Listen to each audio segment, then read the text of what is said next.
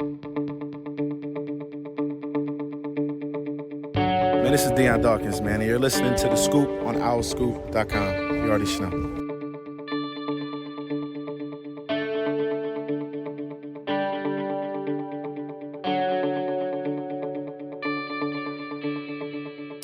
Welcome back to The Scoop, everybody. OurScoop.com's podcast, Season 8, Episode 52. I'm John DeCarlo. Declan Landis is with me today. Coming up, we've got an interview with elite high school scouting's Ari Rosenfeld, who gave us a great detailed overview of so many of the players Adam Fisher and his staff are recruiting in the 2024 and 2025 classes. So you won't want to miss that. Got some mailbag questions to be answered for you all. A football recruiting updates and basketball recruiting updates. The Scoop, once again, as always, is brought to you guys by Greenspan and Greenspan Injury Lawyers. If you've been injured while on the road or the highway and the crash was someone else's fault, the insurance company is not going to be on your side. You need us, Temple Law grads, who will fight hard to get the compensation you deserve. We only get paid if we win. So in Pennsylvania or New York, call us today, 215-261-7359. That's 215-261-7359. And you can find them on the web at greenspans-law.com. That's greenspans-law.com. Declan Landis, what's going on, buddy? You are relegated to the basement now, it looks like. Yeah, it's a tough day to be a podcaster in the Landis house because my dad had a work meeting and that he has his desk like on the middle floor. And then my brother has volleyball clinic tonight, something that, I love him. I don't remember. But he's got volleyball something tonight. So he's taking a nap upstairs. So here I am in the basement, which is not fun, but you got to do what you got to do for good audio. Is that a huge whiteboard in the background? It is, yes. So my dad teaches at a community college, Del Tech. Shout out Del Tech. And when it was virtual, he would set up his laptop and then he would teach with the whiteboard and he would write the examples there. It's tremendous. Yes. And I'm set up on his, God, I hope he doesn't listen to this. I'm set up on his slot car racing track that he has down here because it's all over the table. So there we go. What are you going to do? When you moved away from the mic, you did not miss a beat. The audio was intact. That whiteboard, that's a sizable whiteboard. You look like you could just scheme together plans to take over the world on that thing. I've had some drawings on this board. I've definitely hatched up ideas, late night working, coming down, just writing stuff. So famous number 52s. I feel like this is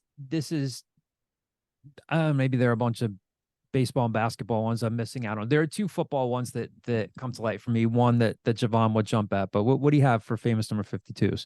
Well, you go first because I think I have more than you then. Oh, there you go. Yeah, no big deal. Ray Lewis from the Ravens. Yes.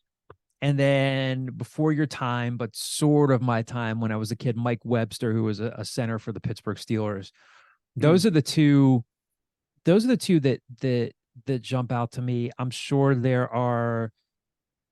That's a linebacker-ish rush. And Khalil Mack played at Buffalo. Attaboy. Yep, there's there one. We go. I could probably think of more, but if I'm trying to stay honest to the process, I'll play Kyle out. this week. Kyle this week. We'll play a little guessing game. Okay. You ready for this? Yeah, sure. I'm a child of the early 2000s. So this is right as I was growing up, getting into the sport. This guy dominated the game for the early 2010s. Played NFC North, the team that wears green and yellow. Oh, Clay Matthews. Clay Matthews, yep. Yeah. And then another guy, NFC West. The team name is a number. 49ers. Give me a second. Maybe one of the best at this position, at least in recent memory. Patrick Willis. There we go. Okay. And then switching sports, we talked about Jamie Moore a couple weeks ago. This guy absolutely got dominated in the series in the NLCS, I believe. I was 6 at the time on the road to the Phillies World Series. Brewers pitcher, but not really known for being a Brewers pitcher. Went to another team and did much better on that other team. It's retired a couple years ago. Blanton hit the home run off of him, and Victorino hit the home run. Oh, come on. Oh, you got it. Do you want another one? It's not CC, is it? It is CC. Oh my CC God. Sabathia. Yes, it is 52. CC. Yes. Okay. I was thinking of somebody else. I don't know who I was thinking of, but then I needed to reshuffle my brain. Got to be around CC at the those of you who've been listening to this podcast for a while, you know that in my work at Temple outside of Scoop, I am very fortunate to work with Claire Smith. We have the Claire Smith Center for Sports Media, which is named after Claire Smith. And we had a couple of Novembers ago, just kind of like a kickoff dinner and event at the Hunt and Fish Club up in New York. It was absolutely beautiful up there. And when I tell you just the amount of baseball players who came back to be there for Claire, from all sorts of different generations. Like I got to sit next to Steve Garvey at dinner. And I said to Steve, I was like, this is a trip. I grew up watching you play. Joe Torre was there. David Cohn was there. I got to ask David Cohn like 20 minutes worth of questions. And CC Sabathia was there and just talked about how much Claire meant to his career, how fair she is, how skilled and knowledgeable reporter. And he looks great. He's like slimmed down. He looks like he's in terrific shape. But yeah, forgot about that. I just think of him with like he was with the Yankees. He was with the Indians too, right? I think so. Maybe I don't know. I just picture him on the Brewers and the Yankees. Yeah. So yeah, there we go. Yeah. You have anybody else? My next hint, no, definitely not. My next hint for you was going to be his name is 2 letters, and that's all I had for you. Nevertheless, we promised you this interview with Ari Rosenfeld. We were going to talk to him last week, but we were able to talk to Khalif Wyatt, and that was a timely interview there with Khalif being named Temple's Director of Player Development. Again, Ari, we've talked to several times on this podcast, and I am inherently biased. I've known Ari for several years now. He's a good friend of mine, but he sees as many players around the country as anybody, and we know how much all of you, there's just the general human nature piece of this with fandom. When it comes to recruiting, fans want to know what's next, what's ahead, and therein lies the interest in recruiting. And Ari can go up, down, left, and right on this list of players that Temple was recruiting from the 2024 class, from the 2025 class. And it's always great to get his insight because he's on the road. He sees these guys constantly a lot more than we do. So you can sit back and listen to this, just about any player you want to know about who Temple might be recruiting or is interested in, or is offered from the 2024 and 25 class. You're going to hear about them here in this interview, whether it's Matt Gilhool. I think Ari kind of broke that news today. Matt Gilhool, who played at West Town this past season, was supposed to go to Long Island Lutheran as part of the 2024 class. He's reclassifying to 2025, going to Penn Charter to play for Brandon Williams. He's going to be there with Kai Shinholster. Kai Shinholster, I should add, talked to Max Dinnenberg today. We're going to have a story up on him at some point in the next day or so you can look forward to that if you're an owlscoop.com subscriber. But you'll be hearing about Matt, about Kai Shinholster, just a really good scouting report on all these guys. KJ Cochran, Devin Booker, some guys outside the area like Isaiah Henry, who Raimir Vaughn wrote about. So again, sit back and enjoy this. A lot of great recruiting information coming your way, and then we'll have much more for you on the scoop here on the other side. Ari Rosenfeld from Elite High School Scouting, kind enough to join us. Ari, I don't see you nearly enough. We'll have to hang out at some point, get our group of friends together. But today you're kind enough to join the scoop, talk a little shop, talk about basketball. What's up, buddy? How are you? Ooh, yeah, no, definitely got to get a summit on the book soon. Shout out to Hot Takes. But otherwise everything's going well.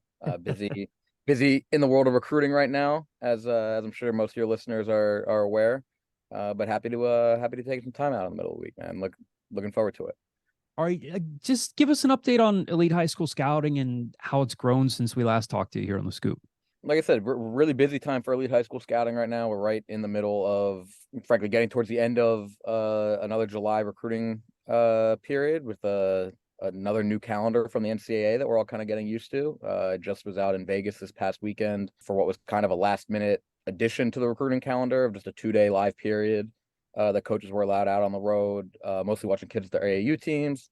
And then I'll be heading to Memphis Monday. Coaches will be down there Monday through Thursday for what's, I guess, the second edition of the NCAA Academies. The last one's being back in 2019 before COVID, and they look a lot different, this year than they did in the first iteration. So Yeah, definitely a busy stretch for elite high school scouting. I've been on the road as well as Tom Keller, our VP of scouting. Yeah, I mean, at this point, feel comfortable saying there's nobody seeing more prospects up and down the East Coast than myself and Tom under the elite brand, and continuing sort of the same way that I built that out from the Philly area, sort of gradually, organically building that out from the Northeast and the East Coast to across the country.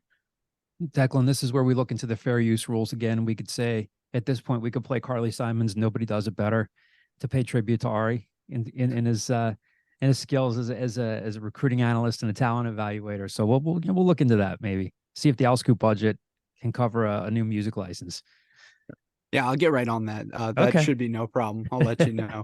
But Ari, you mentioned that, you went to Vegas, you're heading to Memphis. Nobody sees more people up and down the East Coast. Like, can you take us through like a typical day or a typical trip for you? And, how do you evaluate the players that you look at? I guess I can hit that in a few parts.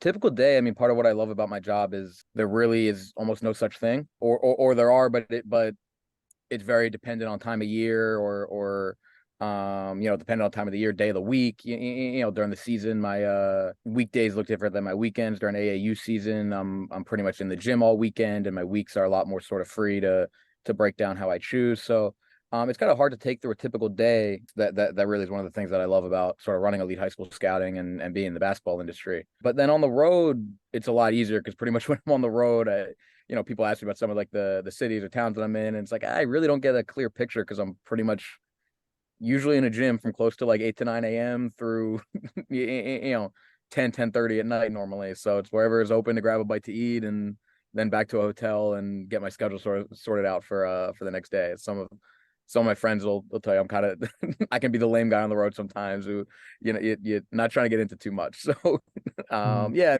And then as far as like what I'm looking for when I evaluate, again, I'm in an interesting boat where I work with a lot of different clients of all kind of different levels of basketball, from Division III up through the NBA. So what I'm looking for in some ways is dependent on sort of what kid I'm looking at and what lens I'm looking at them through. But just sort of on a base level, I say like just talking to anybody who wants to get into scouting, I always say like I key for me is starting with the physical, especially when you're looking at a kid in person, is starting, what's their body look like? How tall are they really? Like things as simple as that. A kid in social media's day and age could be 6'7" and then turn 6'5" really quickly when you get to see him in person. So that's important to know. It's important for me to be able to get to my clients to know, and then how they move, how they interact with teammates. Then obviously we like to get on our soapbox about, we look for the best competitor and the best teammate, and we do, and that's certainly a really important separator. But we're also just looking for the most talented kids, and sometimes it's not as complicated as we make it seem. It's just a matter of putting the time in and going out to see them. So it's not always as much of a expert eye as necessary. It's just being willing to dedicate the time to actually go see kids and do your due diligence, make sure everything's what it's kind of being purported as. And when you're on the road and you're evaluating different prospects, you definitely, you don't just see the kids, you also see the other coaches there too. And now in your time, you've covered different eras of Temple basketball, going back to Fran Dunphy and now more recently, Aaron McKee. Yep. I know he hasn't coached a game yet, but what are your early impressions of Adam Fisher as a Temple's head coach? And when it comes to how he's recruiting and how he carries himself on the recruiting trail? Yeah, I mean, so similar, like you said, I've dealt with different areas of Temple staffs and all the other things. You also deal with the same people, but in different jobs. So I've dealt with Fish going back to when he was at Miami. And honestly, probably the biggest compliment I could pay him is he moves no differently as a head coach at Temple than he did as assistant coach of Miami, assistant coach at Penn State. Fish is Fish. He's himself. And I think some of the beauty of him as a person is he can, in some ways, be a little bit of a chameleon and fit in with a lot of different crowds and a lot of different people and make a lot of people feel comfortable. I think that's why he's been so successful as a recruiter. And as I always pointed out, specifically when he was at Miami, recruiting some of the kids from up here, they were all very different kids and very different circles to navigate. And he did a really good job of it. And so far, I mean, like you said, it's very, very early, and a lot of the stuff in the portal was really getting done behind the scenes just because of the nature of how that recruiting gets done. But outwardly, I mean, I think there's a somewhat of in a way that there always is with the new staff, but I think some of it's specific to Fish, that there's a little bit of a different energy out on the recruiting trail. It looks like they're looking to take some big swings, as we'll talk about. I think especially in that 2025 class where recruiting is very in flux right now year to year, but as things stand today, it looks like Temple's going to have a pretty big 2025 recruiting class. They're looking to take some big swings at the high school level, obviously, in addition to what they're doing in the portal. So yeah, I mean, I think a little bit of a reinvigorated energy. And yeah, some of that you can ascribe to new staff. Some of it's definitely been Fish, and just the way that in general he kind of goes about recruiting for years, and he's definitely kind of carried that over into his first head coaching role. All right, before we get into just kind of going down the list with some of the players we want to ask you about who you've seen and you know so well, I wanted to get a mailbag question in here, and this is like one of the big topics. Obviously, I'm sure you get asked about. This is from an Owl Scoop subscriber. The screen name is TU Owls Fan 2004. His question is, Ari, how have things changed for you with what you do, with how transfers have gained utmost importance while recruiting out of grassroots and high schools, and has that led them to lose some importance? I mean, again, we talked about it last year, but again, the portal's not going anywhere. NIL isn't going anywhere. How much does that change things from a grassroots level now? I mean, we could do a whole Sure. podcast. Yeah. You know, and like you said, I think we definitely talked about it for length of time before. But I will say, I mean, you know, just from how it changes for what I do, I mean, just on a very basic level, like I just have to send out a transfer report every March and April, and that really takes precedent over any of the high school recruiting stuff that I'm doing during that time. During a point this March, it would have felt like an idiot if I was sending out a high school scouting report, just because that's not where any of my clients' heads were at. So I could do it. It wasn't really going to be meeting anybody's needs. So just sort of kind of had to pivot on the fly a little bit, with that from just a very practical sense. But then also, I mean, I'd be lying if it hasn't changed how I evaluate a player. And I think most clients of mine and other colleagues we just discuss players would have always said I'm a little bit harder on guys and a little bit lower on your average kid than your average scout is going to be. The transfer portal has only made me go more in that direction, because there's just so much emphasis on what can a kid do right away. So much of college basketball is year to year right now. So much of jobs on the coaching side are year to year right now. And even, it used to be you'd have a new staff come in and they got at least 4 years. That was just almost an unwritten rule. You had multiple staffs this past year that turned over after 2 years. So if you're no matter where you are on on your contract and your life cycle as a coach, I mean, you've really got to be looking at, hey, we need to win this year. And so for a freshman to come in and do that, it's a higher bar than it's ever been before, especially while you have kids who are getting their extra COVID years. I mean, that's only augmenting the issue. So yeah, I mean, especially at the Power 5 level and the level Temple wants to compete at, it's rare than ever for me to call a kid a high major kid out of high school, because if you can't come in and do it right away, then it almost just all becomes a crapshoot after that, especially now with where some of these kids and their families and their circles are at in terms of wanting things right away. Now it's all right, if the kid's not going to play right away, I need to factor in how I think he's going to handle mentally, like not playing and fighting through that. And if he's going to transfer, if the school's going to stick by him and have a commitment to developing him, or if not, it's probably safer for me to put a lower grade on the kid. Most prevalent, I think, at the high major level, but you see it trickle down, really all the way across the board. I wanted to see if I could ask you a couple quick follow-ups on that, just to spin off of that. Does some of that, and again, I'm not trying to sound antiquated, the game is where it is right now. And like we said, NIL is not going anywhere. The portal's not going anywhere. And I think guys should be able to go where they want to go. And they definitely should be able to monetize their name, image, and likeness. But does it in some ways kind of take the fun out of your job? Because isn't some of the fun like watching guys get better and watching them improve? Does that kind of take a little bit away from it? Does that take a tad bit of a fun out of the process for you sometimes? Yeah, you know me well. Yeah, it definitely does. Somebody like me could really make their reputation was on, hey, like you're gonna, recommending, hey, take this kid and develop him for a year, 2 years, maybe redshirt him and then give him another year to sit out. And like by that sophomore year, you're gonna get a rotation player, and by that junior and senior year, you're gonna get a starter. And like that wouldn't have been a kid you would have been looking at taking if I hadn't given that recommendation and played out that that potential scenario. These days it's almost like I can't in good conscience look at a coach and say, hey, you should take this kid if it's going to take a year of a red shirt and then another year of sitting out and then a year in a rotation before he's ever really able to give you anything, because who's to say that coach is going to be there by that time? Right. That app is going to be there, and who's to say that kid is actually going to see it through? So those scenarios are very, very few and far between, where it's got to be a program that I have a really good relationship with, that I know how they still operate. I trust that they still see value in developing a high school kid, and they have to have a degree of security in their job and on their campus to be able to do that. And then it has to be on the other side, a kid that I trust that no, like this kid's not gonna come in, redshirt, and then bolt. If he does get really good, or isn't gonna come in and with some outsized expectation and rock the boat. So yeah, no, it does. It takes away some of that. I mean, but at the same time, I mean, there's just these new dynamics where there is still that where you can say, hey, like, no, don't take this kid now. Maybe like let this kid go to a mid-major school for a couple years first, and then take him out of the port. So it's just it all looks a little bit different. It's still changing. I think everyone's still kind of figuring it out, unfortunately, on the fly to an extent. And unfortunately for some of the kids, when it's on the fly, like their real lives at stake, they don't get to do it over again. Mm-hmm. Once everybody has it figured out. But yeah, we're even seeing schools right now get creative of, hey, like recruiting a kid, saying, hey, like almost use us as your JUCO or your prep school.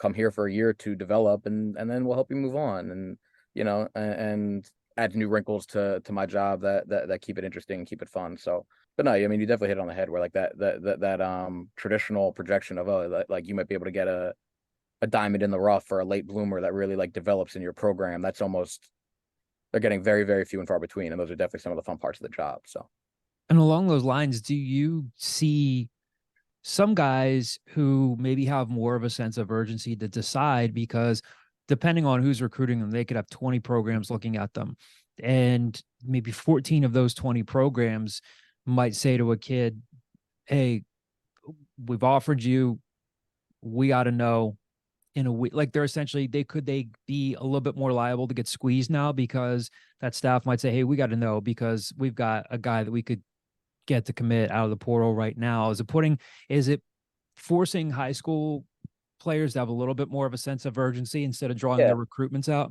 Yeah. And again, I mean, I think it's almost anything we can discuss right now is a little bit different at like that Power 6 and fringe Power 6 level than everywhere else. But no, at that level, you're certainly, I think, seeing more kids commit. Certainly, I mean, they're flying off the board right now, but even like before the April live periods, which used to be pretty rare for kids to, April finishing out their junior year, going into their senior year. You're seeing a lot of kids at that level kind of come off the board, and there's a lot of reasons for that. I mean, they're able to take junior year official visits now, so there's a comfort level they're able to establish with the school maybe a little bit sooner than they would have been otherwise. But then there's definitely also pressure, and then just some honest conversations with from both sides. When it's done right, that's the way that it's done. It's just very honest conversations of, hey, this is where we're at. We really love you right now. We're more than willing to take your commitment, and where it gets a little tricky is, hey, we're willing to take your commitment, but there's actually like 6 or 9 months till you can sign anything official. So we might try to get out of that commitment in between now and then. But those situations are hopefully few and far between. But for the most part, yeah, we really like you. We're willing to take your commitment now, but we're about to go out for April, and we might see 5-10 other kids who we like for those spots, and that might change in a week or two. But if you want to commit right now, then cool. We'll just go and look at 2025 kids, or we'll stay off the road and host this transfer on a visit. So yeah, I mean, I think it's definitely leading to kids, families committing early. I think you're seeing a lot of high school and AAU coaches doing a pretty good job of getting the message out there of, hey, like, this isn't what things looked like 3-5 years ago. Like once you start getting some offers, really start to take them seriously, no matter what level they're at. And kind of be in decision making mode a little bit sooner than you would have been before, if you're so lucky to have options. Because then the flip side is kids that normally would have had a lot of offers April, June, July, going into their senior years. If you're not that bona fide stud guy, then a lot of those offers aren't coming in until a little bit later. Once schools know what their classes look like, once schools know what might be in the portal, what they might need, et cetera, et cetera. So it's really like, if you're lucky enough to have options at an early stage, I think the message is kind of out that you're taking some big risks if you don't really try to hunker down and start making some decisions. Mm-hmm. So let's get into it here with a lot of these names that are going to be of interest for Temple fans listening to this podcast. A piece of news that you broke today was that Matt Gilhool, who played at Westtown this past season, was initially head to Long Island Lutheran as part of the 2024 class, is reclassifying to 2025. He's going to Penn Charter to play for Brandon Williams. And with Kai Shinholster, a guard from the 2025 class, Temple's recruiting both these guys. I know Fish has loved Gilhool and recruited him since he was an assistant Micah Shrewsbury staff at Penn State, and he offered him as soon as he could at Temple. Let's start with him, an evaluation of what his game is, and I guess maybe what an extra year could mean for him too now. Yeah, so Matt's kind of your modern Big, sort of right? perimeter, yeah, sort of like perimeter based, big stretch four, Brandon's listening to this, we probably go back and forth a little bit as to whether to stretch 4 or stretch 5, or kind of, the answer probably lies somewhere in between, and it depends on system and fit and where he goes and all that. But no, modern big, about 6'10", probably pushing 6'11", lefty, kind of has that added wrinkle to his game. And from when I first saw Matt, what really stood out to me was always just his coordination, his dexterity, his fluidity for a guy at his size. He can do everything, like I said, left-handed technically, but can really do everything with either hand. And that's from, just around the basket to, going out and handling the ball on the perimeter and, throwing passes off a live dribble with his right hand. Stuff that you just don't, that comes really naturally to Matt that you don't see a lot of guys do at his size. Where he started to make strides, and I think the extra year will give him help to just continue to make those strides. Is, Matt's just like kind of pretty late to the game, and even later to the game at a really high level, having started out at Elizabethtown, out in the Lancaster area, having been a little, Matt was more focused on volleyball for, most of his younger life, really up until high school. It wasn't until his 15U year that he got with Philly Pride, and that was really his first taste of high level basketball. And that was all right in the midst of COVID and still being out at Elizabethtown, where as a big guy, it can be really hard to get kind of proper development and competition that's going to breed that development. So I think where we see that extra year is just allow him kind of all his natural gifts, and he has a really natural feel for the game, but just to kind of enable that to blend with some experience and playing against other big guys and just playing against other high level athletes that he's going to see at the level he's looking to play at in college, that he still, for a guy his age, touted as he's been, just really doesn't have that much experience with. Mm-hmm. And what about Kai Shinholster? Yeah, so Kai's a guy that's really been on a tear since those. He really, really took advantage of those June live periods, probably as much as anybody, certainly in the Philly area. Guy who played as a sophomore with a senior class that had pretty much all started and played since freshman year, really helped turn the Penn Charter program around after some down years, and also specifically included Kai's older brother. And I think, they're more than welcome to correct me if I'm wrong, but I think there was a degree of where, Kai was very comfortable playing that little brother role and being that sophomore in a class, around a class full of seniors. And you could tell by certain points last year, hey, like, Kai's the best player on the court right now, or Kai's certainly the best prospect. But there were really times where Kai's the best player on the court.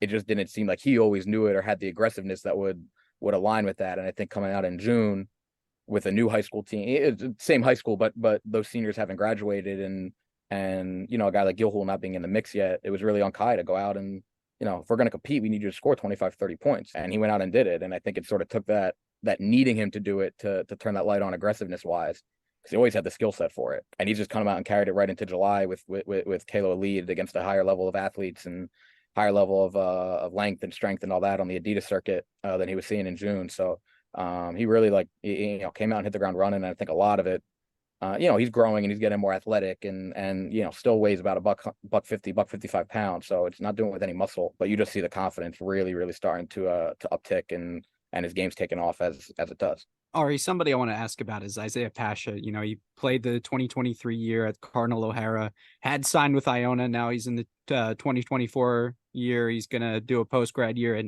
St. Thomas More. Can you talk a little bit about his recruitment? It's somebody that Adam Fisher has already offered. What can you tell us about him?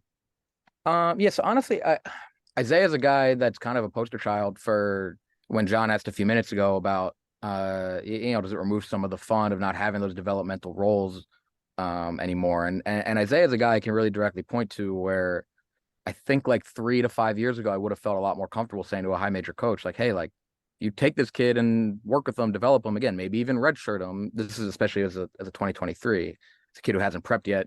Take him as a 17-year-old, redshirt him, work on his body a little bit, develop his jump shot a little bit. And like, he's got some tools that are really going to, translate to a high level in your league and maybe has some things that a guy with already done the work on his body and done the work on his jump shot becomes a guy that you're not able to get at the school that you're at. The reality is that those spots, especially for guards, are very, very few and far between at the high major level. And that's where you end up with a kid like Isaiah, who's just been in a weird boat in his recruitment, where going back to 2023, he has an image of himself, and in many ways, rightfully so, as at least a borderline high major player, if not a high major player. And by the time he committed to Iona in 2023, that was almost his only real committable offer. And that's, obviously it was a little bit different with Rick Pitino there, but still the MAC conference isn't what you think of when you think of borderline high major basketball. So having had everything play out the way that it did at Iona, and now being in the class of 2024, Fortunately for Izaiah, he's still sort of in the same boat where he's come out and had a pretty good spring and summer and answered some questions that guys who had seen him in 2023 wanted to see answered. There's just still not that much movement on the scholarship front. So he winds up in a boat where, I mean, right now, Temple's one of the only main schools that are recruiting him. I think if he were to commit today, they stand in a pretty good place. I don't think I'm, speaking out of turn there, but I also think Zay's not in any rush to commit today, as it seems, and is going to probably try to look to play things out into at least into his prep school fall, when he's going to be at one of the few prep schools that actually does get a lot of schools in there in the fall for open gym, and he'll be able to see him in a fresh light and what have you. Bottom line is, it's just still really hard to move the needle by that point. As a guy that a lot of schools have seen. So I think he's definitely going to be a name that keeps that stays in the loop with Temple for a little bit now. I know there's been some talks about him maybe even coming as a 2023. With Temple still having a couple scholarships, things are very fluid. Things could always change, but as of right now, I don't necessarily see that happening. I think you're going to see him wind up in prep school this fall and still be a name that Temple's right there with. He's just really, like I said, really an interesting test case of a lot of how the new recruiting works, and some of the tough situations it winds up putting kids in. And another guy that Temple's offered from that 2024 class, Angelo Ciaravino from Chicago's Mount Carmel High School. You actually went and saw him this past weekend. What can you tell us about him? What did you see? Yeah, I mean, a guy I was really looking forward to seeing, not having seen the Under Armour Championships in Atlanta during that first July session. He was probably one of the bigger names coming out of there, just guys that someone who have your verbal commits notifications on, like I do. It felt like you were always seeing these new tweets of new offers for this Angelo Ciaravino. And no matter what the region is, I'm always interested when you see a guy, he was in June, he picked up a bunch of regional mid-major offers, and then you just start to see it level-wise slowly start to creep up the more guys start to see him. So he was somebody by the time I got to Vegas. I think he had Northwestern. He's Stanford now, right? I forget if Stanford came right before Vegas or right afterwards. But either way, a guy who was clearly starting to bubble onto the high major radars as more guys started to see him. So I was looking forward to it, and saw him for 2 games on Friday when I got into town in Vegas. And no, definitely an interesting prospect. You could see the high major appeal. Again, like, this is where I'm a little bit harsher. Like, somebody I'd probably say, like, looking at again for the first 2 games ever, would probably say like a better fit in, that sub Power 6 level, that tier right below, like where Temple is trying to compete. I think St. Joe's would offer him as well. Like, a guy who would be a great fit for St. Joe's, or Temple, just off of my first impression. And stylistically speaking, was just an interesting watch, because I think speaks a little bit to some of the differences in the way Adam's trying to recruit to the way that Aaron recruited, in terms of, obviously it's the same school and the same university, but they're different people and different basketball minds and different coaches. And I think their preferences and styles of play are going to be a little different. The first things I would look for in a guy for Aaron would be length and athleticism, and toughness. The first things I'm looking for Fish are going to be feel for the game and offensive versatility, and especially shooting. And I'd say Ciaravino, from what I saw in 2 games, is somebody that has all those in spades. Is a guy 6'5", 6'6", actually pretty bouncy and athletic around the rim, but just really knows how to play. Had a confidence, had a kind of freewheeling style to his game that was fun to watch. So a guy that, I can't speak to where they stand in his recruitment, if he's interested in a Temple versus, obviously like a Northwestern or a Stanford, are very different type of opportunities. But I think other than those 2, Temple probably is quote unquote his highest level offer. So no, I mean, certainly somebody that I would think fits the way that that Adam is going to want to play. And somebody talent-wise that certainly doesn't look like you're compromising anything on that front to be able to bring him in for fit. All right, for 2024, I would imagine that there maybe are a few other names that we haven't heard as much about, who might be drawing some Temple interest. Anything you can tell us there about some other guys you've seen over the past couple of weeks that are getting some looks from Temple that we don't know about yet?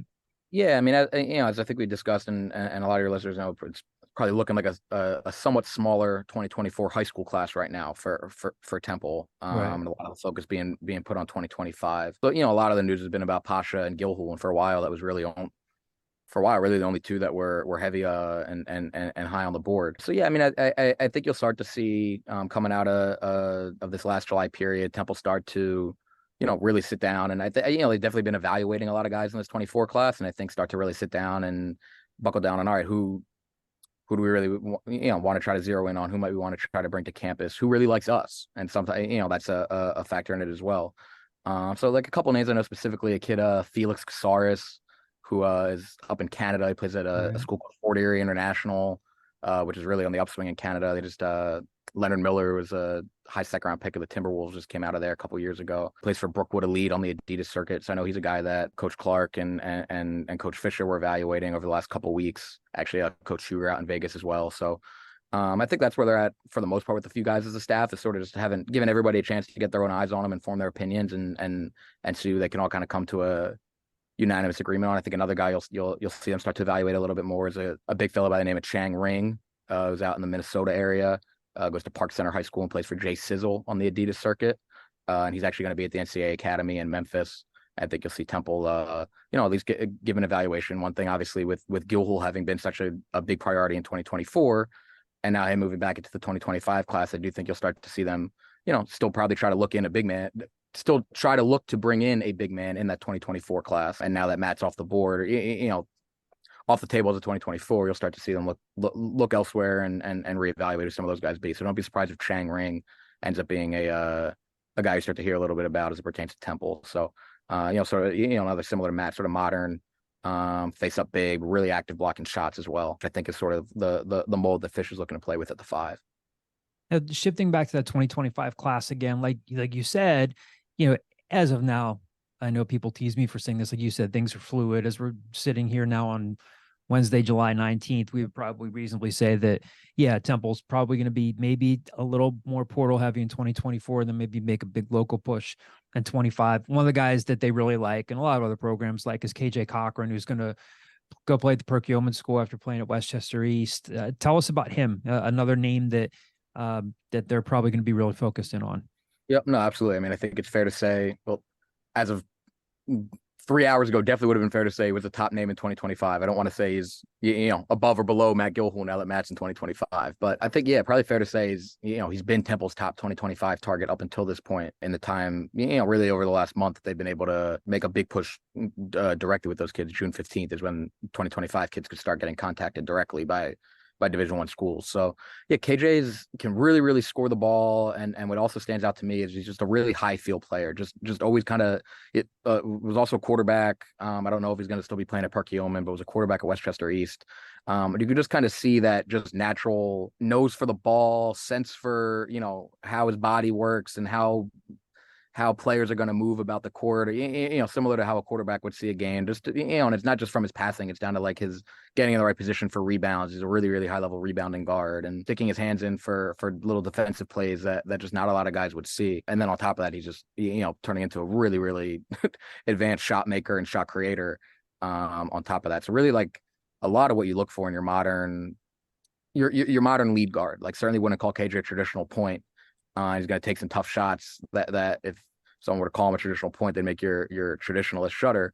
But a guy you're going to put the ball in his hands, and he's really going to create offense for himself, create offense for his teammates, really, really plays hard. I'd be remiss if I didn't say just like one of the kids that like anybody who's around him is going to rave about him as a kid and as a worker and a competitor. So certainly somebody that, as of right now, I think Temple would love to be building my 2025 class around, and somebody from what I've seen, I can't see any reason why that wouldn't be a home run. And another guy locally here in Philly, Devin Booker, a guy who's at Cristo Rey, where Deontay Christmas is on the staff there. What can you tell us about Devin Booker? Yes, I mean, I guess the interesting place to start is, I mean, 3 of the guys we talked about in 2025, I guess Matt Gilhool being the only exception, these are all guys from the Kalo Elite program. So Yep. would be remiss if I didn't shout out Lonnie Lowry and Kyle Sample and Chris Harris, and we even include Tyler Sandora, Owl Scoop family. Tyler.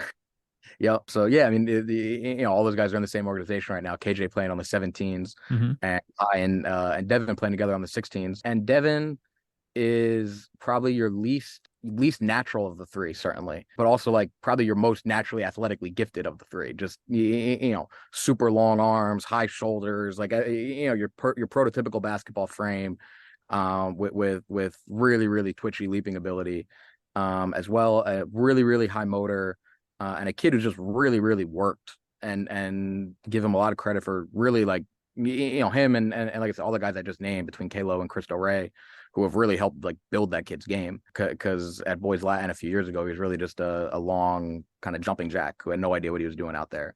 And now he's a guy you might see him hit 7 or 8 threes in a game and defend the other team's best player. And, those are things you could all maybe see the raw outlines of, but you wouldn't have necessarily felt comfortable on betting betting on all of it getting to the point that it's gotten to. I still think he has room to go in terms of taking what he does in a workout and in drills and really implementing it into a game consistently and doing it with feel, which I think is going to be something that Fish is going to really lock in on over the next little bit with recruiting him. Is does he fit into a really high feel type offense that we want to have? But the athleticism, the chip on his shoulder, the toughness, the defense, all of that, and then the shooting ability, the raw shooting ability that's going to be really important for anybody that Fish looks to bring in on the perimeter. Guy, I've got to ask about his name alone as all interest, because of his name, because of what he's done so far, and his good career he's had so far at St. Joe's Prep, because his father used to coach at Temple, and that's Jaylen McKee. I'm sure Temple fans are curious about him. A lot of fans are. On one hand, some fans might think, well, he's not going to end up at Temple because Temple and his father parted ways. And sometimes I hear people say, well, Aaron's wife is probably going to make a push for Jaylen to go to a high academic school like a Northwestern if he can play there. But again, things can change, and Temple fans are always going to have a keen interest in him. Tell us about Jaylen McKee. Again, he's had a good career so far at St. Joe's Prep, but still has a couple of years left. What do you think of Jaylen and his game, and where do you think he's headed? Not in terms of where he's headed to college, but where's his game headed from here? Yep. Yes, I think the biggest thing for Jaylen since he stepped foot in high school, and I started watching him, and I think anybody who's watched him since then would identify as his jump shot. And with that said, is hand in hand to that is just his overall efficiency. He's somebody that has scored in double figures, average in double figures in the Catholic League from his freshman year, but was doing it shooting like 50% from the field and almost, I want to say he's close to a 45% 3-point shooter through 2 years of high school so far, and has done very similar things in AAU with the New Jersey Scholars as well, playing EYBL. What's interesting about Jaylen is when you would look at him as a freshman, knowing who his father is, you think, oh, like this really, baby-faced, lanky kid is just going to shoot up and be, 6'5", 6'6", or get pretty athletic, kind of like his dad was. Jaylen right now is still probably like a little short of 6'3", and that athleticism hasn't really kicked in yet. I'm not sure I've ever seen Jaylen dunk in a game. I know he has. I'm just not sure I've been at a game, live to see it. So that puts him in an interesting spot where he's still just as productive, and while moving up in levels and age, has remained just as productive.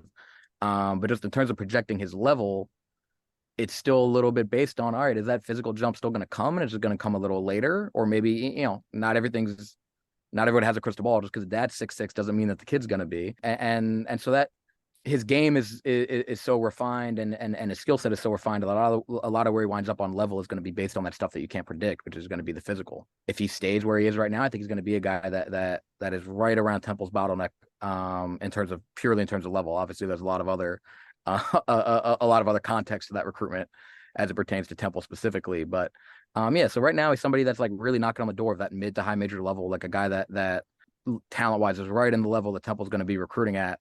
If we come back next summer and Jaren's 6'5", or Jaren's still 6'3", but has gotten a lot stronger and is playing way above the rim, he could be a top 70 kid in the country. So it's really just going to be a matter of that. And that's the stuff, frankly, those are some of the things that make the job fun, is because there's times where you just have to kind of throw your hands up and say it's impossible to predict, because, none of us are God. None of us know a kid's going to grow physically. And moving on to another member of the 2025 class, but guys outside the area we wanted to ask you about. So the first one we're thinking about is Ramir Vaughn, just from our staff, just wrote a piece about him. Isaiah Henry from the Cannon School in North Carolina. Can you tell us a little bit about him?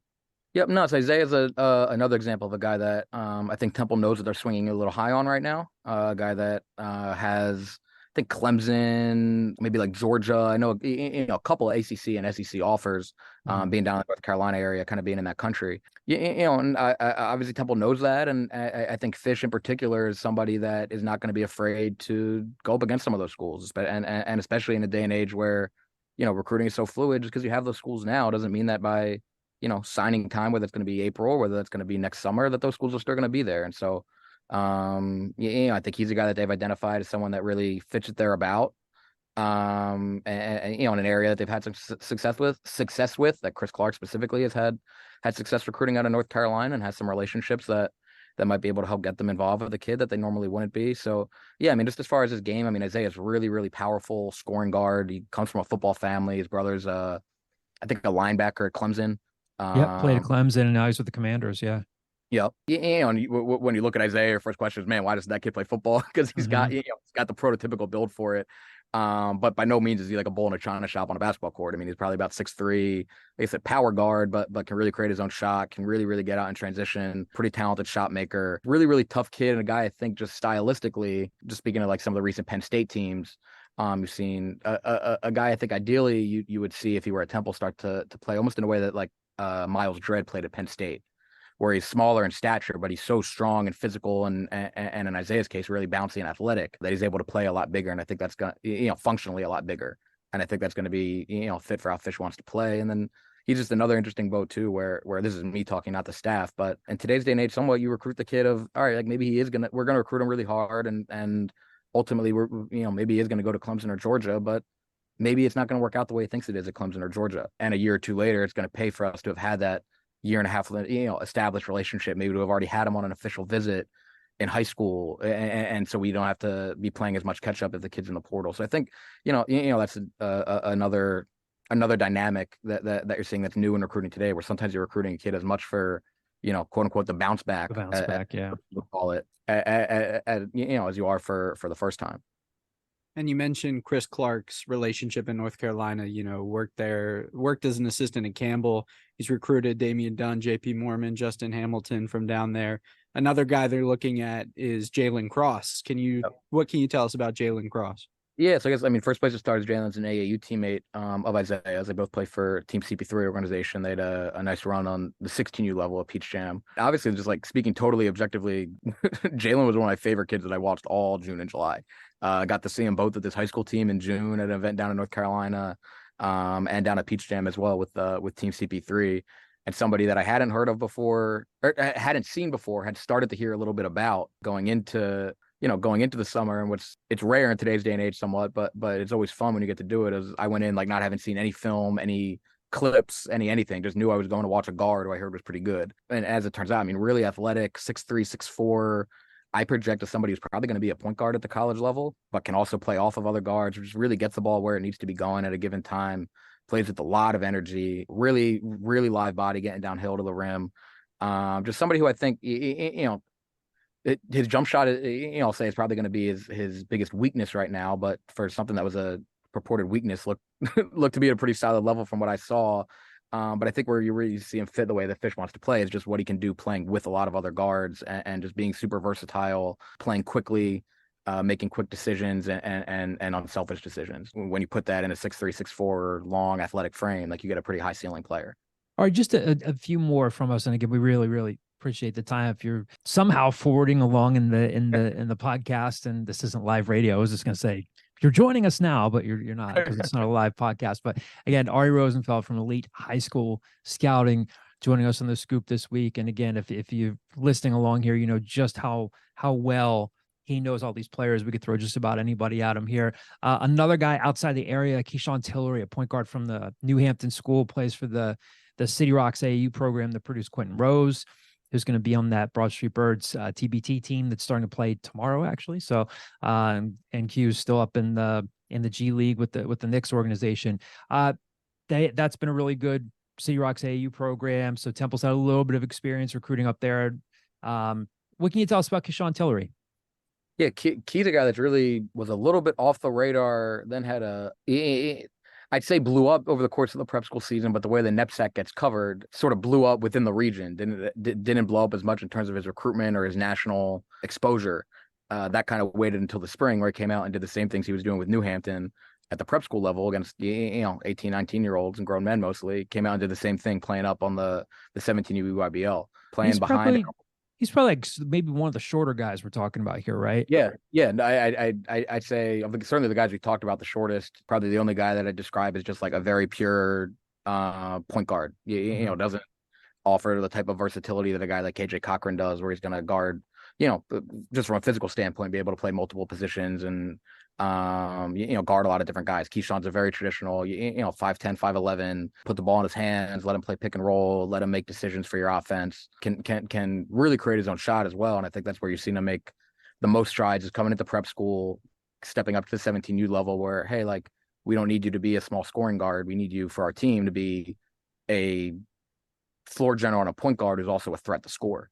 And he's done a really good job of that while staying efficient, And just continuing to round out his game as that lead guard, that floor general that he's kind of going to have to be at his size going forward. I'd say, locally, the best name that I'd be able to throw out is kind of a comparison, and it's one that I think is pretty apt is Rob Wright, just in terms of style of play and more compact guard, but pretty strong and doesn't play as small as his stature might indicate because of Pretty high because of praise. Yeah, and I'm not saying Rob's a top 50 kid in the country. Obviously, Rob's going to Baylor. Like, Right. I think I think there's work to be done for Keyshawn to get to that level. But as someone who knows some of the people around him, like Rob's a guy that I've always said, hey, like you guys should have Keyshawn watch him. You guys should have Keyshawn study some of the stuff that he does because just style of play wise, they're very very similar. A couple more if you have time. This is another mailbag question. I can't remember the last time we got a mailbag question submitted to our OwlScoop Gmail address from I guess I'm assuming an OwlScoop podcast listener, Scoop listener, Brad Stewart, chiming in on email. His question, again, the question of the hour now with college basketball: can Temple succeed without a baseline NIL program? Depends on your definition of success. I'd say like if they're gonna succeed, and I guess it depends on your definition of baseline too. Right. No, I mean, if they want to win the American Conference and compete for NCAA tournaments, I mean, no, I don't think that's possible. But I also think to say that Temple doesn't have a quote unquote baseline NIL program, I think again that depends on your definition of baseline. I mean, so no, I mean it's we can talk around it or we can not. I mean, it's a huge part of modern recruiting. I think it's a huge part of why, frankly, why Adam Fisher was what was a good hire for where Temple is as a program right now. In my opinion, and from what I know of the options that were there, but yeah, I mean, it's going to have to be a factor in their recruiting. I think they're also realistic of we are not going to be at the top of the pecking order when it comes to that. So how are we going to be able to recruit? How are we going to be able to both build it up to where we're competitive, but also identify other areas where we can excel or other maybe inefficiencies in the market that we might be able to capitalize on. I was going to say that would be my natural follow-up. And you and I've been talking about this over the last several months. I mean, let's say, and again, this is hypothetical. Again, like a lot of people from his time at Miami, from his time at Penn State, and again, things have changed, but Fish has been known as a charismatic, tireless recruiter, like you said earlier in the conversation. He's a chameleon. He can blend into a lot of different environments. Is it a situation where Fish could maybe get them across the finish line with a guy where like Temple's collective is coming up? If there's there's the Tough Fund that is the one collective that Temple has for basketball, and if they're able to get a kid X amount of dollars, X amount of opportunities, and another school is potentially offering more money, that collective's potentially offering more money, is Fish the type of guy where a kid might say, yeah, I'm monetarily, I might get a better package at this school, but Adam Fisher kind of appeals to me more than this other staff does? Yeah, no, I mean, and I think that has to be the goal because because it's easy to say, oh, we're just going to out evaluate and we're just going to take a bunch of kids that nobody else wants and we're going to identify the diamonds in the rough and or we're going to develop them or whatever. And there's room for some of that. And as somebody who does what I do, like I'd love to advocate that there be room for more of that. But you're not going to hit 100% on those. That's why those kids are there. So no, if you're going to swing higher, you're going to out recruit some people. Some quote unquote higher level schools or some bigger name collectives, frankly, some bigger, deeper pocketed collectives. Yeah, no, I mean that has to be part of it. And I think that has to be the hope for them. But you also have to be smart to know that there's certain kids where that's not going to be an option. There's certain and just from the reality of where certain kids are, and some of these numbers could be just totally made up. So like say you're getting offered $10,000 by one school and 150 from another school. A lot of the kids that are in that position aren't in a socioeconomic position where even if they might love a coach, they can't turn down $140,000 difference for the sake of their relationship with the coach. There's other kids, and again, that's a very extreme example. Let's say it's $100,000 versus 150. There's a lot of kids that are in the position where, hey, if they really like this coach and they really have a comfort level and think that's going to be the best place for them, that their families are in a position where that's more than acceptable and an appropriate decision for them to make. And so I think communication and identifying some of that stuff on the front end of, hey, what's important to you in your recruiting process sort of helps Temple be able to weed Temple and a lot of other schools be able to weed some of that out on the front end. And then ultimately you hope that it does come down to that relationship piece and that still matters. I don't want, listeners to think that it's just a matter of every single kid is just going to the highest bidder. That's not the case. Like anything else and like any of our jobs or anything else, it's another factor and it's a very important one, but it isn't the only one. And those relationships still matter. And it's also just a matter, like I said, of just being strategic of, hey, like maybe this kid is the one we invest our time in, but this kid who we know, maybe comes from a little different situation and is going to be able to make a more, just gut feel decision. That's where we're going to invest our time, even though we know he's going to have Power 5 offers. One last question for you, and it's probably a hard one to answer at this point in July. Do you know, I feel like all of us, when we look ahead and, there's still practice to look at, and then you talk to the coaches, who looks good. Do you know what at all to expect from this Temple roster this year under Adam Fisher? Because obviously they lost some good players. They lost Damian Dunn. They lose Jameel Reynolds. They lose Zach Hicks, who you're obviously very familiar with. You were on Zach, several years ago. Caleb Battle he could score the ball, but had his ups and downs at Temple.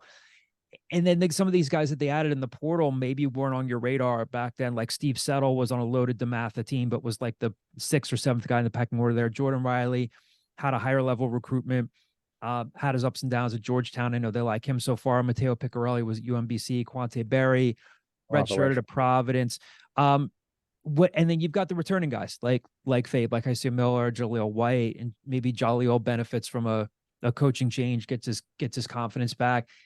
Do you know at all what to expect from this team heading into the season? Honestly, not much. And part of that is I'm somewhat embarrassed to admit, given the nature of what I do. But it's I'm not alone by any stretches. I'm in the point right now where, like, between now and November, I basically need to play catch up on, like, who is on what college basketball team. Yeah. Oh yeah. No, it's very real. Yep. No, and obviously, being in the thick of the portal world, it's like I know what kids went in, and I know what kids, in a vacuum. If you ask me this kid, oh yeah, no, I know he went there. But if you ask me to name like who is on this team, it's a lot harder to do.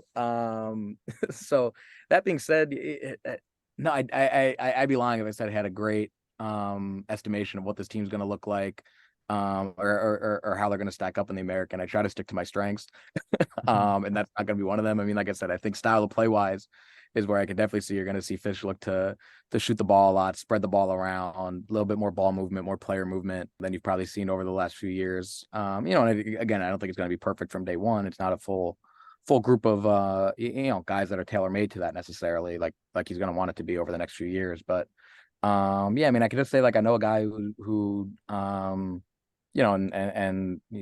I don't think I'm speaking out of turn. Like, it's the guy who's impressed some of the staff a little bit has been Zion Stanford as a freshman.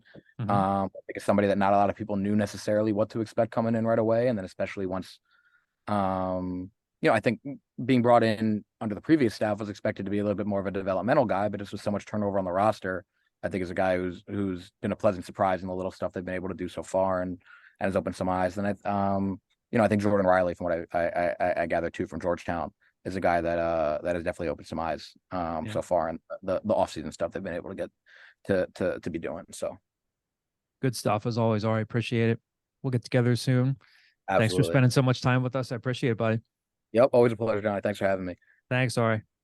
A big thank you to Ari Rosenfeld. Again, if that should satisfy your Temple basketball recruiting fix. And again, we'll have more coverage for you in the coming weeks and months, of course.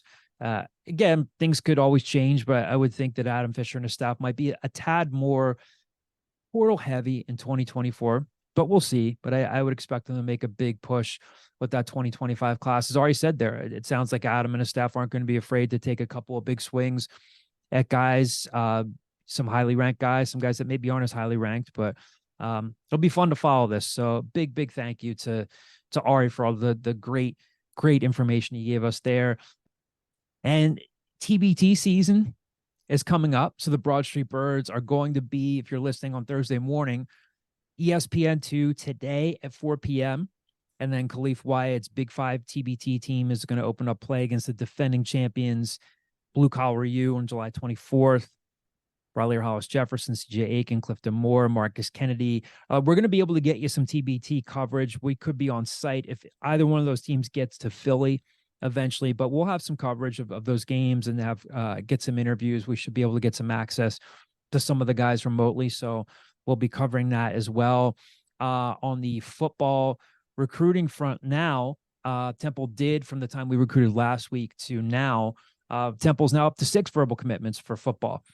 They got a verbal commitment from Adrian Lang, from Paramus Catholic up in North Jersey. He's a 6'1", 170-pound cornerback. According to the offers that he has reported and talked about, Michigan State, Syracuse, West Virginia. I think he had pared it down to Central Michigan, Maryland, and Michigan State and Temple, right? Declan, you talked to him. If you check out Declan's story on Adrian Lang on the site, on the surface, again, we say it, especially with football, it's a little bit more of a long game, but in terms of getting that 6 verbal commitment for the 2024 class, seems like a pretty good pickup for Temple. Declan, not you have to go into the story word for word, but just give listeners a scan of what you guys talked about recently. Yeah, absolutely. Adrian Lang's a kid that is very quick. He's very speedy. He is a 2-sport athlete, runs track, does a whole host of events that I couldn't fit in the article, but he recently competed with his team, Paramus Catholic, at nationals. So he's unbelievable. They had to actually move his visit because he had to go compete with his team. So he had to move. He mentioned a lot in the interview, feeling like a priority from Temple. And, you look at the list of schools that he chose between and you see Temple, and that's a huge win, honestly, I think, in my opinion, for Drayton and his staff. But something that Adrian mentioned a lot was just feeling like a priority. When he entered the building, he felt like he was family, and that's what he was looking for at the next level. His Instagram live, he had to push back because he wanted to be around his family. So that's something that's really big for him. And that's something that we've heard both out of spring practices and out of recruits that have committed in the past as well, talking about Drayton and everybody on that staff. So, and then he talked a lot about, his time in high school, how he got to this point, how he shifted his mentality over the past year, especially. He was going through a tough time in the first couple of years of high school, and now, he was very grateful looking back on that time. So it's a really good, I think, not to toot my own horn, it's a really good insight into this kid who could maybe play a really significant role at Temple in the future. So, big time win for them recruiting wise, and they just keep adding to that class. We should, in terms of talking about recruiting along those lines, it's not football, but Diane Richardson doing a hell of a job on the recruiting trail for the Temple women's basketball program. She just picked up a verbal commitment a couple of days ago from Savannah Curry, another player you wrote about, Declan. You're actually supposed to talk to her later this week, right? Yes, hopefully. So we have, a little something up on the site right now just about her commitment. A 5'11" guard, played at West Town. She's the third commit from the 2024 class. So Blue Star Basketball, they're one of the groups out there that ranks women's basketball players. They have her ranked as the 37th overall player in the 2024 class. That's depending on how much stock you put in rankings, that's a heck of a pull for Diane Richardson, really revamping, and rebuilding that Temple women's basketball program. You guys have covered the beat, more than I have. We cover women's basketball at Owl Scoop, but you guys know Diane much more than I do. She seems, she's an experienced coach, very charismatic, super easy, very high energy, but just a hell of a lot of fun to be around. Again, she a player like Savannah Curry, she plays at West Town, but she has roots in Baltimore, and it seems like those ties down there are really starting to pay off for her now. So she's had a good summer. So that she joins that class with Adina Webster, and then and Drew Alexander, who's a really good shooter from Shabbat Christian Academy down in Maryland. So that's looking, again, so far, as we always say, you have to see how players do when they get to campus, but Diane's really, really doing well on the recruiting trail so far. And we knew that coming in, right? That was a big part of the push for her, was that she built a heck of a program at Towson, and it was all through recruiting. And, you sit down with Coach Richardson for maybe 5 minutes and you're just enthralled with everything she has to say. She's such a dynamic person.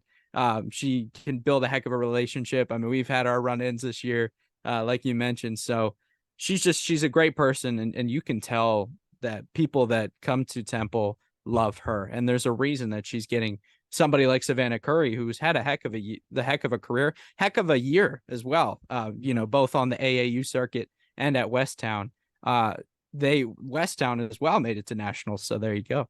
But it's a very big win for her as well. A lot of guards coming in, which fits in with, Coach Rich saying equal opportunity offense. Everybody's going to get a chance to score. All three can score at different levels. All three members of the 2024 class, I should say.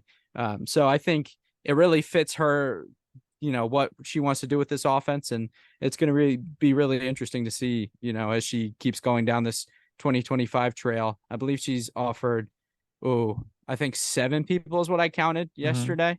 Yeah. Out of the 2024 class. Or 2025 class, excuse me. Yeah. My fault. So, yeah. It'll be interesting to see with that as well. Yeah. So a lot of good recruiting energy around the Temple women's program right now. So again, we'll keep you updated on that as well. Cause again, they're going to have a lot of roster turnover. That's part of just the rebuilding process over there. So very, very significant pickup for Diane Richardson and her staff. We do have some mailbag questions that did not pertain to Ari that we need to get to here from the message board. An Owl Scoop subscriber, TJ Clark, threw a couple of different questions at us for this week. These are football related. And then we have another one here from the message board for basketball to close things out. The subscriber, TJ Clark, we'll get to a couple other questions here. If you had to bet right now, will the defense be better or worse in sacks, points allowed, rushing yards allowed, and passing yards allowed? So let's just go conference wise. So Temple led the American with 38 sacks. They were 7th in points allowed at 29.3 points per game, 8th in rushing yards allowed, 192.6 yards per game. And then just 2nd in passing yards allowed with 198.6. Look, I think some of that is you can attribute to the defense. I think some of that, and I'm going to sound like a negative Nancy when I say that, I think teams knew that they could kind of gash Temple on the ground a little bit. They did play Navy, so Navy's not going to throw the ball. I know that's just one game out of the schedule, but you do sound like a negative Nancy. Thank you. I do my best. You want me to go first on this? If I'm just doing please go ahead here.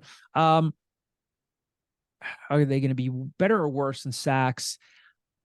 If you lead the conference in sacks with 38 one season, look, I mean, I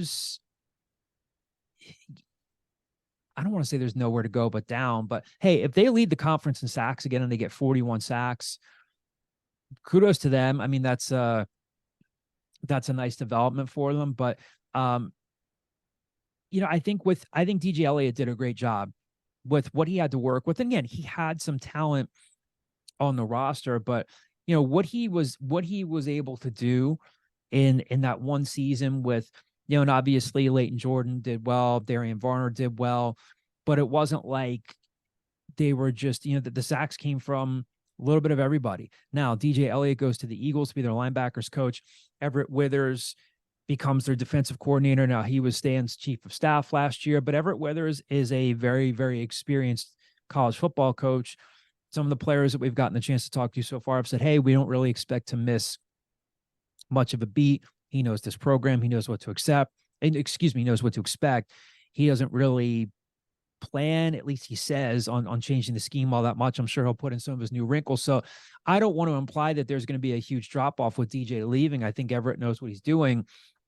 To say that they're going to get more than 38 sacks, I don't know.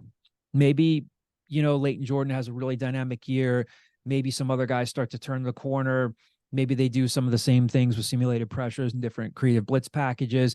My guess is they're going to fall a little short of that. So I think they'll be worse in sacks.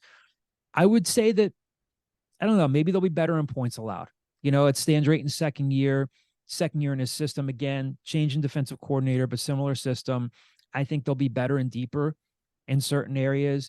I don't think the schedule is necessarily easy. And again, you're getting some of the, like one of the teams that's coming over, and then one of the new teams like UTSA. It's not like you're getting a bunch of cupcakes with new additions to the league, but I do think they'll take a step forward in points allowed. I think their rush defense will be better. It has to be better. It should be better. Second in passing yards allowed. I think that will go up just because I think teams will approach them differently offensively, but I still think it's possible for them to be a good, solid defense, even if they're allowing more than 200 yards a game through the air. I mean, it's a pass heavy sport, period. It's going to be a very pass heavy. The American has always been, most leagues are now spread out. So I think they'll be worse. I think that statistically, I think they'll be worse in passing yards allowed, worse in sacks, better in points allowed, and better in rushing yards allowed. So it wasn't a super rapid list to go through, but it's my best effort. What about you? No, I agree. I think that they got a lot of depth defensively as well, which helps. There were a lot of injuries that defense dealt with last year. But the thing with sacks, especially, 7.5 of those 38 sacks were Darian Varner. Mm-hmm. And I think that's no question about it. That's a big loss for that defense. Yeah. And like I said, Leto could have a better year. What's fun, I guess you could say this about virtually any other program, but almost every year there's an edge rusher or some defensive lineman who makes progress, going back to the Matt Ioannidis of the world and the Hassan Reddicks of the world. And those guys are obviously made it and continue to make a heck of a lot of money in the NFL. But I don't know. I mean, maybe, again, so much of this, it's early, but preseason camp is going to be upon us very quickly in a couple weeks. Does a redshirt freshman like Zamar Grove, who they seem to be pretty high on, does he explode onto the scene and shake loose for 5 or 6 sacks? Do they deploy Jordan McGee? I don't want to say differently. Does he shake loose for a couple more sacks? So I'm not saying it's impossible, but I don't know. They set the bar high, fairly high last year. So yeah, I mean, they were close to top in the nation. Like that's a big deal. And one last thing, you mentioned it, Everett Withers being a part of the staff and now stepping up when a guy like DJ Elliott moves on. Mm-hmm. That's big too, because a lot of that growth that they had last season can maybe continue because they have the keys to the success that they had in the past. So I think that also helps. I think, like I said, I agree. Yeah. Another question here he has for us. TJ Clark, again, an Scoop subscriber. This is a question from our message board. Last year's recruiting class at wide receiver seemed to emphasize speed over size. All the wide receivers are about 5'11". Which wide receiver recruit has the most potential to see snaps either on offense or in the return game? I don't know. I honestly don't know. We would kind of be, I don't want to say we'd be taking shots in the dark here. Like, again, we would probably be able to better answer this question in a few weeks when you just start. And again, just in case this is your first time listening to the pod, unless they change things up drastically, we don't get to cover college football preseason camp like guys at the Inquirer, writers and reporters at the Inquirer and other media outlets get to cover maybe an NFL preseason camp. Chances are it's going to be first 15 minutes stretching, photographers getting B-roll, stuff like that. But you do your best to ask coaches, position coaches, who's standing out, and then you just sit back and see if they give you anything, or if they're just trying to play their cards close to the vest. Yeah, they're bringing in some receivers that they like. Who are they going to be truly excited about? Who can contribute? I don't know. Yeah, is it going to be like a Richard Dandridge, who had a really good high school career down in Florida, a guy who was teetering on some Miami interest? Maybe he comes in and impresses right away, and maybe he gets some playing time, or maybe he's a guy in the return game. Is it a guy like a Zaheem Coleman Frazier, a local kid from Timber Creek? Is it a guy like a Xavier Irvin, another Florida guy? Is it a guy like a Preston Everhart who came in mid-year, a guy who's kind of been, I think Preston was one of the guys who came in. He's from Ohio, played at the Hun School, was a lacrosse player. He's a slot guy, but a few people I've talked to say that he has picked up the game pretty quickly. He's picked up Temple's offense pretty quickly. It's hard to say. It's really, really hard to say. And I think we did talk about it in a previous podcast, and I think Kyle brought it up too. Maybe Ramir brought it up too. Yeah, they don't, Dewan Mathis is probably their biggest receiver in terms of like catch radius, size, length. Ian Stewart's around like 6'3". So I guess you'd call him, like, he's got some good size, but yeah, a lot of them are smaller, faster receivers. Which one of them shakes loose to make a difference as a true freshman? We'll see. Again, that's where Temple could maybe do some damage early on with like the early part of their schedule. Guys get some plays under their belt, get confident, but I don't have a great read on it just yet. Saheem Coleman-Frazier would be interesting. He's fast. He didn't have I don't think he really had like any high major offers when Temple got him. You usually are met with the same or similar chorus of reactions when people say, how many stars does he have? Who else offered him? Why aren't there bigger programs who would have offered him? And 9 times out of 10, we say, let's see how this plays out. Temple has had to take developmental guys. They trust the tape, yada, yada, yada. We'll see. But there'll be a cool local story if he's a guy that does make an instant impact. He's fast. We know that much. Is he, a lot of these guys, if they're playing as true freshmen, they're not going to get the chance to redshirt. Some of these guys we're talking about, Saheem Coleman-Frazier, I don't believe was a mid-year guy. So we'll see. But again, be a cool local story if it worked out for him where he did make an instant impact. Final mailbag question to close out this week's episode. This comes from Temple J, a screen name from the Temple basketball message board. His question: Has the change in the coaching staff changed the recruiting perception of the Owls? Can we enter doors that we found shut before, or is it purely about NIL? Well, good question. I think we got into a lot of that with Ari. I think that, as you heard Ari say, and as we talked about with Ari, I don't know that Aaron was ever really afraid to recruit higher profile guys, but there were a lot of high profile guys or higher profile guys that they didn't get, like Stevie Mitchell, like a Dan Skillings, and it cost them, of course. As we talked about with Ari, I don't think he's going to be afraid to go after higher profile guys. He wasn't afraid to at Miami. He wasn't afraid to at Penn State. Of course, when you have Miami's reputation, you have Jim Larinaga. It helps to get. I'm not trying to take anything away from Fish because he did a great job of recruiting the Isaiah Wongs, the world, the Wooga Poplars, and I do think he is going to, as Ari said, take some swings at some higher ranked guys. So I think they could. Anytime there's a change in staff, it's not like Adam Fisher is going to come in with a completely different philosophy than Aaron McKee had, but I do think it'll switch things up a little bit. I think that Adam Fisher, I think we've said this before, I think he is more cut out to be a modern day 2023 college basketball coach. And I do think that they will try to open some doors that weren't open before. How much of it is based purely on NIL? As we talked about with Ari, NIL matters. That it absolutely matters. But could Adam Fisher or a guy on his staff, a Michael Huger, a Bobby Jordan, a Chris Clark, could they be the difference if a collective is offering one kid X amount of dollars and an NIL package that a guy's looking at Temple is slightly lower, but they like their relationship with Adam Fisher? Yeah, sure, I could see that happening, but I think it's changed the recruiting perception. I just think Adam is a guy who thrives on this. Again, we'll see. He's 0-0 right now. He's not won a game. He's not lost a game. He has not gotten his first verbal commitment yet, but he is a very, very, very tenacious, energetic, genuine recruiter. I mean, I think he's respected as a recruiter. So yeah, I think you could see it change the perception. And I think they could enter doors that were found shut before Temple J. But of course, the issue is always, can they close the deal on him? Again, I think I would be mildly surprised if they signed more than 2 high school players in the 2024 class. Again, as we've been saying, the roster could turn over year to year. That could change, but I think they'll be more portal heavy in 2024. 2025 is where I think you're going to really get the answer to your question there. Any thoughts, Declan? Yeah, I think to you have terribly. thoughts.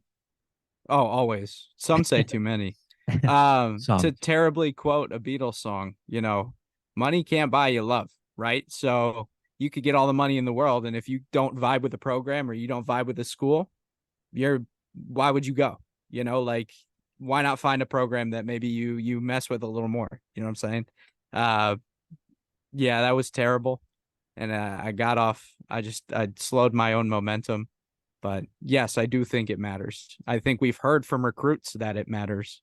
We've heard that, people make decisions. We talked about it earlier. Adrian Lang mentioned how much it mattered to him that Temple treated him like a priority and treated him like family. Like, recruits, speaking generally, are sometimes are looking for a program that cares about them and values them as a person, that kind of thing. So I think it definitely does. Should I be like a game show judge and say on a technicality, it's can't buy me love, not money can't buy you love? I said did I say quote or paraphrase? Because in my head I was thinking paraphrase. There you go. Yeah, because then it's right. Yeah, I mean, we'll give it to you. Thanks. I'll go back and I'll edit it, and I'll say paraphrase, but I won't actually do that. And I'll go back and unedit it. I'll be like, Declan was wrong. Well, again, a big thank you to Ari Rosenfeld from Elite High School Scouting. Always a pleasure to talk to him. Thank you all for submitting mailbag questions, both for Ari and for us as a staff. Football preseason camp right around the corner. We'll cover as much as we can for you. Football, basketball, recruiting, everything in between. Thanks, as always, for listening. Thank you, Declan, for joining me once again. Thank you, John, for having me. No problem. We'll talk to you guys next week.